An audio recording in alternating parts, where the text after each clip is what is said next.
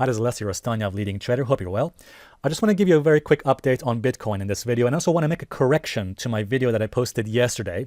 There's something I want to correct in this video, and that's quite important. All right, guys, before I do that, though, before I start, I just want to mention something very quickly, which is this. In my video yesterday, you may remember that I actually mentioned this. The RSI 35 setting, I said, was oversold. The first time it was oversold since January 2015, and I said we could see a bounce in Bitcoin. I noticed we're finally seeing a little bit of a bounce on Bitcoin today as I'm making this video. So that's quite interesting there. But I also want to mention this. In my video that I posted yesterday, in this video, I showed you this chart. And this is the chart which showed our Elliott wave counts on Bitcoin. And some of you actually said to me afterwards that, is it possible, Alessio, that the wave counts, the waves 1 and 2 on this chart, are perhaps in the wrong position?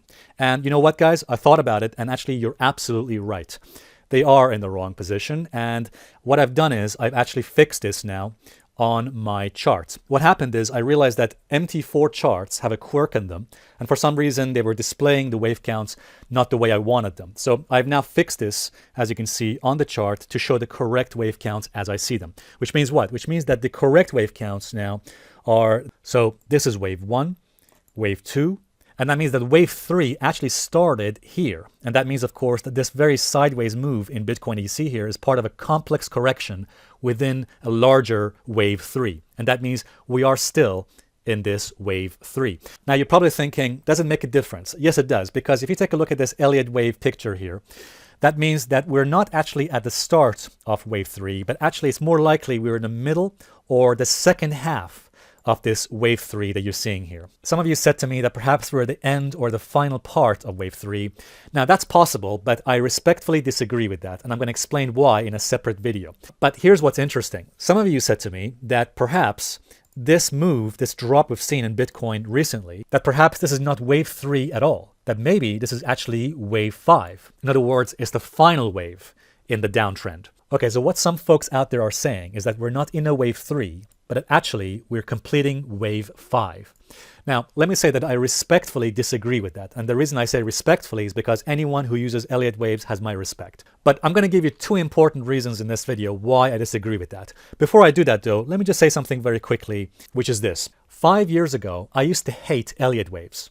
And the reason why I used to hate Elliott waves is because what happens usually is that you get two chartists, or several chartists, who disagree with the wave count. One person says it's a wave 5, another person says a wave 3, and another person says, no, you're both wrong. It's an ABC wave. All right, guys, so it became ridiculous, right? So that was the reason why 5 years ago, I absolutely hated Elliott waves. But let me say that some years later, I realized that actually that is not fair. The reason why many people disagree with Elliott wave counts is because they overcomplicate things. They make things too difficult for themselves, which is the number one reason I decided to make my own Elliott wave indicator, which of course I'll be releasing by the end of the month. And the reason is this, guys. As you know, the number one rule is we must keep things simple and not overcomplicate things. Let me give you two important reasons why I believe this is a wave 3 and not a wave 5. There are two key reasons. Let's take a look at the weekly time frame of Bitcoin, and I'll show you what's happening here. As you see here, guys, on the weekly chart of Bitcoin, what's happened is that we've broken key market structure, okay? When this happens, okay, when you see the break of swing points, key market structure, that is a huge signal. It's detrimental for that market, and it's usually a signature of a wave 3. But that's not all. There's something else happening on this chart here too, and you will see that actually very recently, we're forming strong downward momentum, strong downward pulse momentum on this weekly chart. And it's only just started, by the way. That is also another clue that we could potentially be in a wave 3, not a wave 5. But there is another reason why I think we're in a wave 3 and not a wave 5, which actually makes perfect sense. My belief is that the people out there who think this is a wave 5 formation, they perhaps want this to be a wave 5. I think deep down there's a hidden motivation that they want this drop to be a wave 5. Why? Because if it's a wave 5, that means we're coming to the bottom of this downward trend, of this downward move. And to me, that sounds a bit like wishful thinking. One of the most important rules we have learned in chart analysis is this, which is never interpret a chart that is the most favorable to your cause, that is most favorable to your position. In fact, do the opposite. Always interpret a chart which is the least favorable, that is detrimental to your cause and your position. Why? Two reasons. Number one, you will lose less money. And secondly, because of something called confirmation bias. Confirmation bias is by far one of the most deadly mistakes a trader or analyst can make. All right, guys, so always try and do the opposite, do the counterintuitive thing, which is interpret a chart that is the least favorable to your position, unless you have absolutely strong evidence in your favor. And I will say this, guys, I will just say this. If this is a wave 5, here's what needs to happen. All right.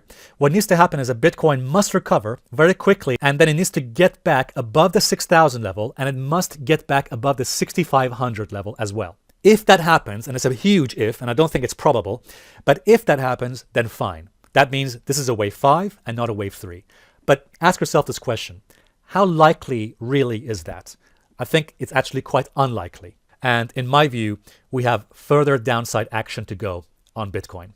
All right, guys, thanks very much indeed. I hope this video helps, and I'll see you guys in the next update. Thanks very much indeed. Bye now.